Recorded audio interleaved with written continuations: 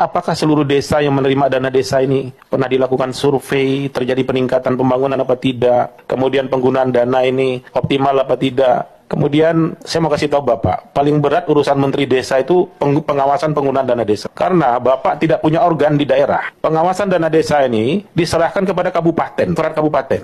Akhirnya kepala desa itu lebih takut kepada inspektorat daripada takut kepada Menteri Desanya, Pak, yang megang anggaran 71 triliun tadi. Menurut saya Pak Yandri, kami dukung bagaimana Bapak merumuskan pengawasan penggunaan dana desa. Ada banyak kepala desa masuk penjara, Pak, karena ketidakmengertian dia tentang penggunaan keuangan negara. Nah, kalau begini ini gua demen ini, gua paling demen ya. Jadi untuk kedepannya jangan lagi kita lihat jalan-jalan yang rusak di desa, jembatan-jembatan yang tidak diperbaiki, gorong-gorong yang hancur ya. Mungkin sesegera ya, dalam waktu sesingkat-singkatnya akan diperbaiki semuanya. Karena kata-kata terakhir ya, ada banyak kepala desa yang masuk penjara saat ini. Memang terjadi, guys. Jangankan kepala desa, sekretaris desa baru saja masuk penjara yang dari Bengkalis ya. Nah, untuk mewakili rakyat tentu dana desa harus dimanfaatkan dengan sebaik-baiknya ya, untuk membangun infrastruktur, untuk membantu orang-orang yang membutuhkan di daerah-daerah perdesaan. Dan ini menarik nih, besok kasus apa lagi yang akan kita lihat, karena hampir setiap hari ada saja yang ditangkap ya. Dan semoga hal ini dapat merubah semuanya. Dan gua kepingin banget melihat jalan-jalan di desa itu semuanya mulus, semuanya rapi, semuanya bersih di masa yang akan datang. Hati-hati, Pak Prabowo selalu mengintai setiap saat. Sudah banyak korbannya loh. Bahkan setiap hari ada saja pejabat yang masuk bui. Sepertinya lagi musim pembangunan ya di masa era Prabowo baru-baru ini. Bagaimana tidak, admin Partai Gerindra mengajak masyarakat untuk tidak takut dan langsung melapor saja jika ada indikasi mencurigakan terkait kepala desa di setiap masing-masing daerah. Lantas, ada sebuah video menunjukkan jika jalan desa di rumahnya yang sebelumnya banyak berlubang kini sudah mulus karena menambal keseluruhan jalan. Tanya itu, ternyata banyak warganet merasa serupa dengan kejadian tersebut. Bagaimana tidak, ada netizen yang mengaku jika jalan di daerahnya terkenal jalan bergelombang, namun saat ini tiba-tiba saja banyak truk dan pekerja yang memperbaiki jalan tersebut. Ia pun terheran karena kenapa baru-baru ini saja diperbaiki dan dulunya kemana saja. Namun banyak juga warganet yang mengeluh karena hingga saat ini di desanya belum ada perbaikan sama sekali. Namun admin Partai Gerindra meminta masyarakat untuk bersabar untuk mendapatkan giliran di desanya. Ayo loh para kades ketar-ketir kan, langsung bongkar itu berangkas di rumah. Ada yang ngerasa nggak bahwa pembangunan di desa-desa semakin aktif, kemajuan di desa-desa semakin progresif? Ada yang ngerasa hal itu nggak sih?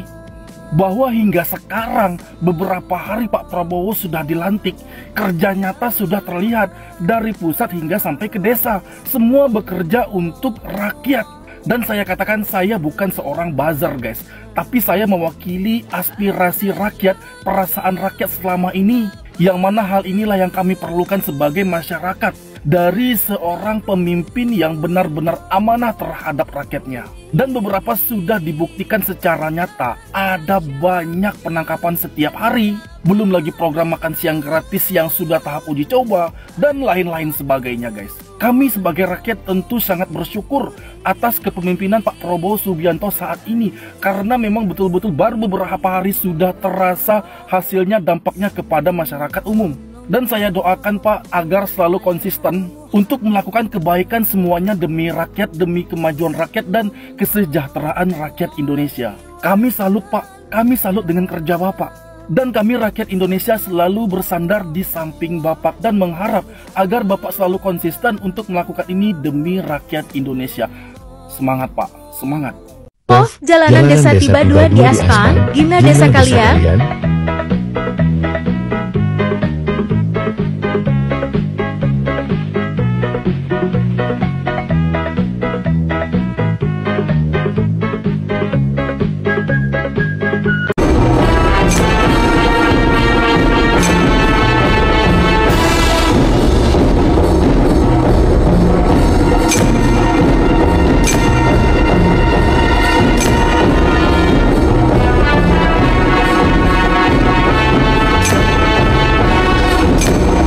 Fenomena baru tiba-tiba di desa-desa kok jalannya pada dibenerin. Ini kadesnya pada takut ya. Kemarin-kemarin dana desanya pada kemana? Ini videonya.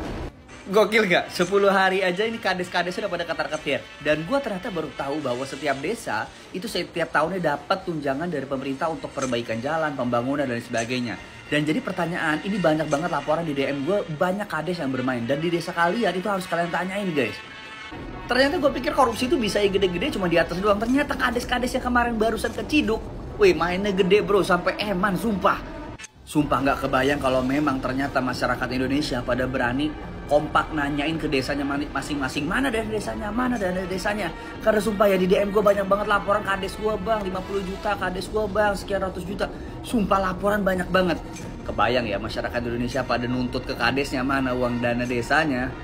Sumpah kacau, itu pasti bakal banyak banget bre. Dan tolong stitch video ini kalau desa kalian tiba-tiba ada perbaikan jalan, ada pembangunan yang selama ini kadesnya itu nggak pernah gerak.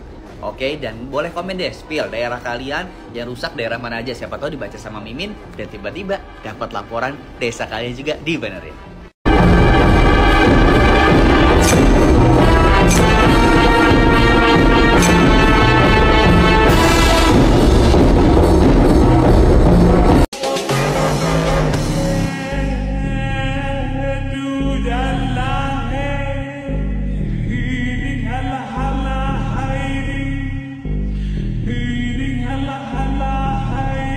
Belasan pegawai Kementerian Kominfo atau yang sekarang disebut Komdiji seharusnya ngejaga kan, malah ikut-ikutan terlibat dalam jaringan. Judul, kabarnya update teman-teman sampai hari ini pertanggal 5 November udah ada 16 tersangka.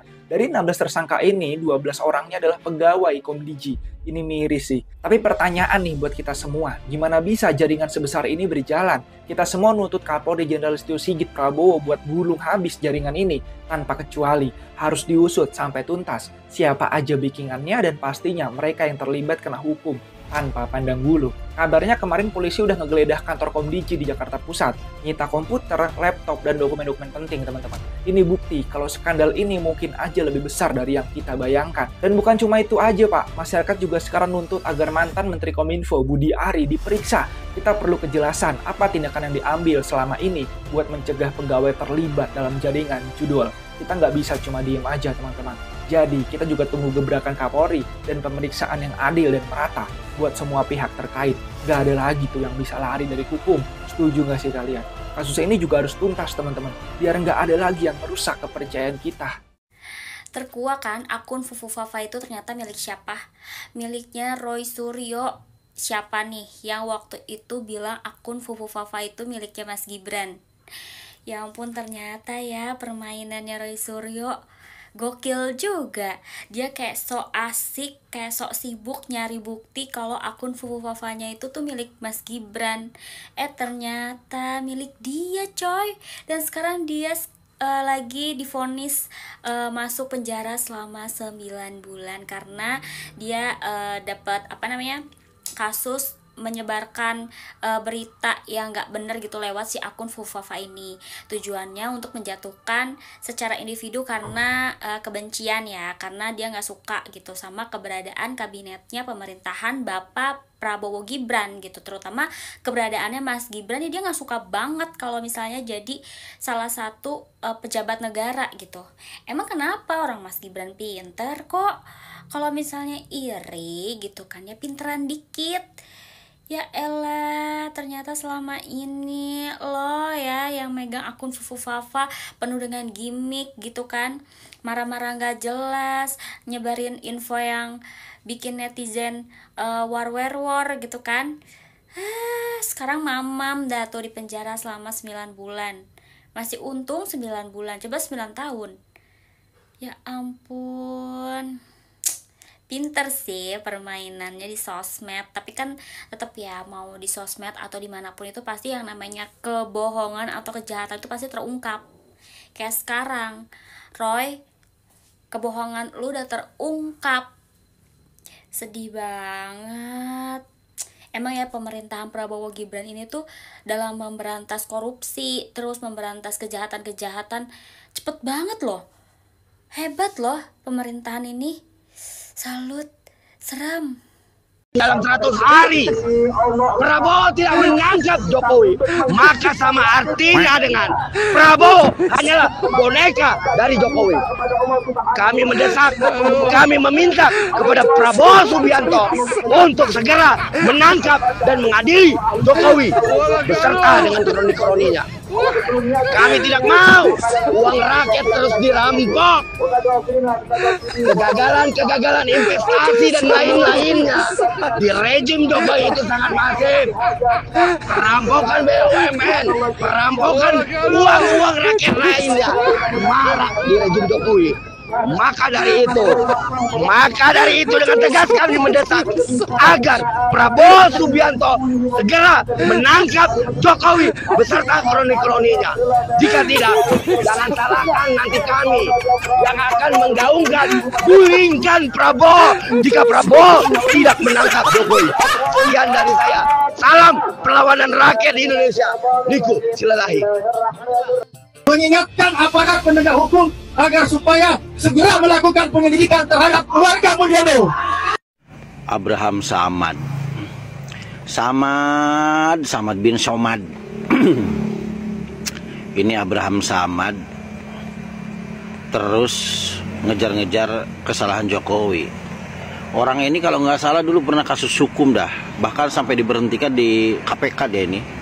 Kalau nggak salah, tahu dia dulu jadi apa dari KPK tuh. Orang ini nih mukanya nih, emang muka maling ini orang. Muka-muka korup itu kelihatan. Kalau gua ini ya muka alim. Kalau gua sendiri ya. Tapi ini si Abraham Samad ini mukanya muka maling ini. Makanya dulu diberhentikan dia di KPK itu. Biasanya sih paling ya dia itu korup, masalah kasus paling. Menutupi kasus seseorang, kemudian dia ada kepentingan secara pribadi, yang akhirnya dia dapat keuntungan secara pribadi. Biasanya begitu, nggak jauh ini orang-orang begini nih. Abraham Samad, lu nggak usah banyak bacot dah. Lu teriak-teriak so hebat, so keras lu rupanya. Nggak usah so keras, so hebat lu Abraham Samad. Semua rakyat Indonesia tahu siapa lu. Lu itu tukang maling duit negara itu. Lu berlindung di balik KPK pada saat itu. Lu pekerja KPK pada saat itu, tapi lu nya nggak waras lu. Makanya lu sempat diberhentikan dan lu sempat bersentuhan dengan hukum. Orang benar itu nggak mungkin bersentuhan dengan hukum, sangat tidak mungkin. Walaupun bisa jadi, tapi kemungkinannya kecil. Nah, kalau berkaitan dengan lu, gua yakin memang lu bermain pada saat lu kerja di KPK dulu. Ya paling jual beli kasus. Abraham Samad, lu sekarang gua peringati aja ya, buat lu nih Abraham Samad. Lu nggak usah sok keras deh, sok keras, sok hebat, teriak-teriak lu, nganu-nganuin Jokowi, nggak usah. Denger nggak lu Abraham Samad? Mudah-mudahan video gua kedengeran sama lu. Lu nggak usah sok hebat, sok keras, sok apa lu. Muak gua ngeliat muka lu. Lu ngaca diri aja. Lu ngaca diri, lu banyak ibadah. Ya, lu banyak ibadah. Nggak mungkin dulu lu punya kasus berat lu, makanya lu sampai diberhentikan. Nggak mungkin kalau lu nggak punya masalah. Ya masalah lu ya itu tadi. Paling lu jual beli masalah kasus lu, nutup-nutupin kasus orang. Paling nggak jauh kayak begitu. Gue peringatin ya, gue nih rakyat Indonesia nih, ya gue mendukung pemerintahan gue.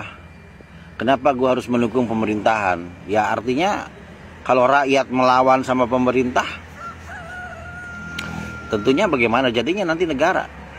Bagaimana mau maju ini negara kalau rakyatnya malah brengsek kan begitu? Nah ini gue termasuk rakyat Indonesia yang patuh dan taat mendukung sistem pemerintahan. Adapun jikalau misalkan ada pemerintahan yang nggak benar, ya tentunya kita sampaikan dengan cara yang tepat, yang baik. Mekanismenya harus benar, bukan malah teriak-teriak kayak lo, Abraham Samad. Gue peringatin aja nih Abraham Samad, lu nggak usah banyak bacot. Mudah-mudahan video ini lu ngeliat nih, lu nggak usah so hebat, so keras, lu nggak usah lo, Abraham Samad. Ntar lama-lama ditelanjangin juga lo kasus lo. Brengsek lo sekarang udah jadi kaum sengkuni lo. Gerombolan-gerombolan lu gabung sama gerombolan imigran Yaman lo ya. Lu jangan merasa so hebat deh, jangan merasa so keras lo. Lama-lama dikarungin lo ntar lo. Brengsek lo.